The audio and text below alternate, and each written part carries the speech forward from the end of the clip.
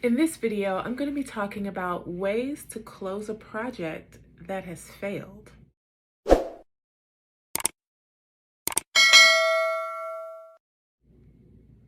Hi, this is Latina, your project manager with Kisman Point Consulting. I help project managers build healthy relationships with their projects and their teams, and I also help businesses get their projects finished. If this is of interest to you, please subscribe to my channel and like, comment, and subscribe. I already said subscribe. Like, comment on this video, and turn on the notification bell if so you can get future notifications of videos that I put out. Okay, so let's talk. I'm going to be working off of some notes here. So, there are statistics out there that say 70% of projects fail. So, and there's many reasons why projects fail. They put that, I see that statistic, and I don't oftentimes see the reasonings behind it. There are a lot of reasons. Sometimes projects fail because there is no real project methodology. Like, they don't have a project manager, like myself, to set the course of the project, make sure the scope you stay in scope, on time, on budget, all of those things. So a project could fail very easily because there's really just no one providing it with clear direction. Another reason projects fail is because the client may abandon the project. They may say, I changed my mind, and make a decision to just not continue. You can't engage them. They're not reachable anymore. They just fall off the radar completely. So that's a failed project that needs to close. So like I said, projects can fail for a lot of different reasons. The business need might change. The market may change within which that project started, where you're now, 6 months, 8 months, a year down the road, and the market really has no use for what you are doing. So you need to close that project. So there's lots of reasons projects fail.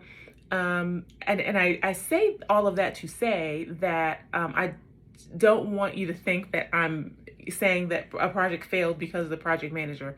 Could that be the reason the project failed? Yes, it could be. It could absolutely be that the project manager did not do their due diligence. But that's not the only reason, right?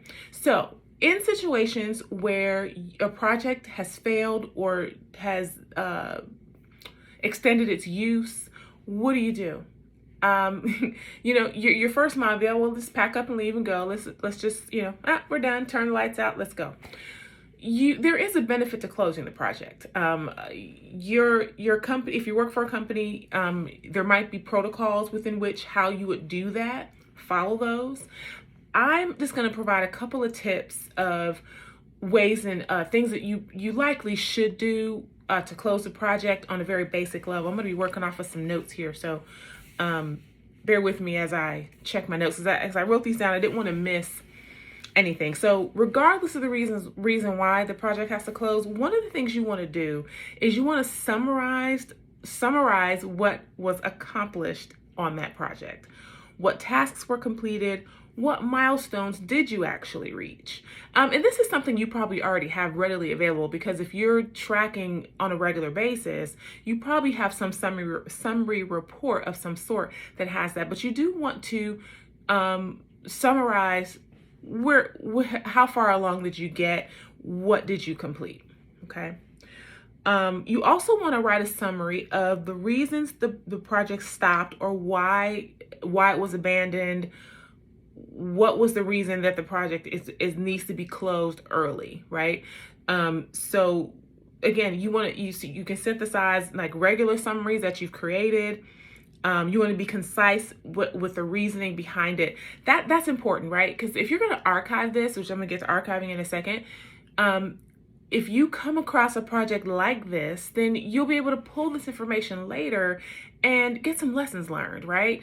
As to maybe some mistakes, or you may see some things in the reasons behind why the project stopped, about ways to improve the next time around if that's appropriate, right? Another thing you want to do is gather the collateral you created and archive it. So again, if you work for a company, there may be archiving procedures that you need to follow. If you're your own business, then you want to develop an archive process. And you're going to archive things like your stakeholder register, your risk and issue log, your meeting notes, all of those things, right? Why? Well, depending on the reason the project stopped, this project might come back around again. This project might open up again. It's possible. If your client went ghost on you, then for whatever reason, they may come back and say, hey, we would like to restart. You can make that decision whether or not you're going to circle back around, but having this information archived that you can fall back to, at least gives you a starting point, at least gives you some background as to where you were. You can do some comparisons between then and now, like are we dealing with the same stakeholders? We can look at, based on the timing of the project now versus then, are we dealing with the same risks and risk levels, things like that. So gather that collateral you created and archive it. Another thing you want to do is you want to send a summary communication to the client, if possible. So the client, so you want to send if you're closing the project for whatever reason you're closing it, you do want to, after you've summarized everything and summarize what you've accomplished, summarize the reasons why the project stopped, send that communication out to your stakeholders so that they are aware. Again, I say they may not respond to it because maybe they've gone off the radar, but you've done your due diligence, you've sent the communication, and you also have that communication stored as proof that you've sent that communication. So that's important. Finally, now one of the things that happens generally in a project that's closed that you've finished is that you release resources, right? You release resources. If you're dealing with suppliers, you pay suppliers. And you may, if necessary, you get for a project that's closed, because you finished it, you get formal approval to release the project. So some of those formal things, right? One of the things you want to do, regardless of the reason that the project is closing early, is you want to have a final meeting with your project team. It's a final touch base, it's an official release of the team resources. You want to get some lessons learned, right? Again, depending on why the project closed, this might have been a rough road, right? Getting to this point, and now you're having to close, and the work that they've done is stopping at that point. So gather lessons learned at that final meeting, that final communication. Record those lessons learned, and record how potentially you could improve if a project like this or this very project comes up again. And of course, you want to thank them for all the work that they've done, because they put some effort in, right? You put some effort in. So you want to, thank them for the work that they've done so far, up to that point, as you release them. All right. So, like I said, a lot of reasons the project can fail. A lot of reasons projects close.